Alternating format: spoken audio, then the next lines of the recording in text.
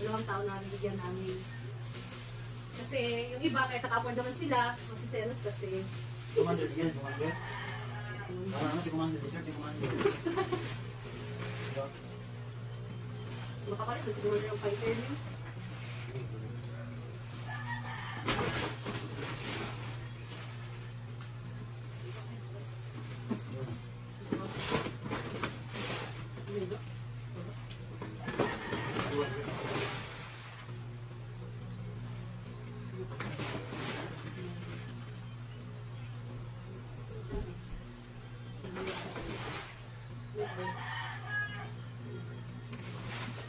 Tira guys, konti. Ayan.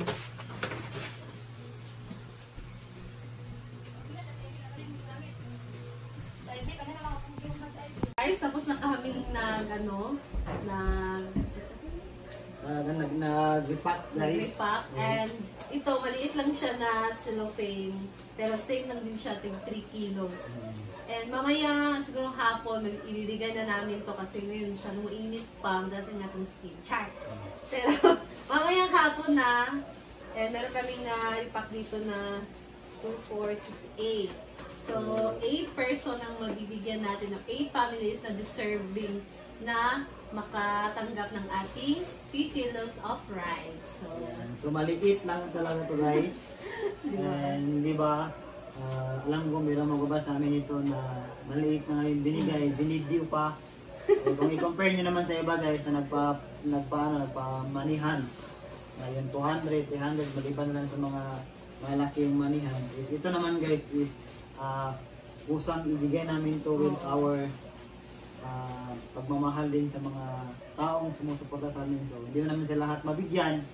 Pero sana dito, makapag-share kami. And dati na namin itong ginagawa guys. Diba? Hindi lang namin na-stop lang kami talaga. Pinupost sa Facebook, no? Dati pa.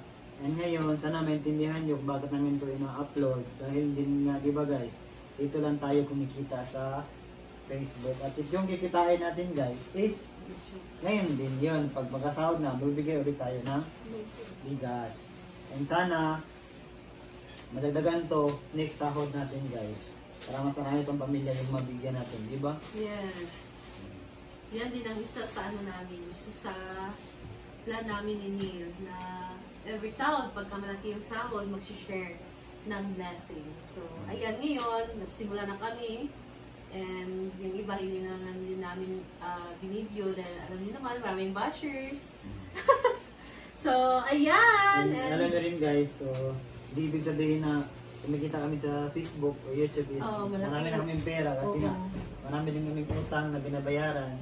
Kuryente, tubig, pagkain sa bahay, bigas sa bahay, mama namin, kainik, gatas, diba? So, mga ulam, ganun. So, ito naman na yung nakaya namin guys. So, sana maintindihan niyo po, ito lang po muna yung kaya namin. Ito lang sa ngayon ang kaya namin. Kasi why not, di ba? Meron tayong malaking sahod and yung malaki talaga, di ba? Why not? Magbibigay talaga tayo ng malaki din. So, dahil ito lang muna sa ngayon, kaya God is good. God is good all the time naman. All saan God good. Yay! Thank you guys and see you again sa ating next video sa pagbibigay namin ng ating rice. Bye!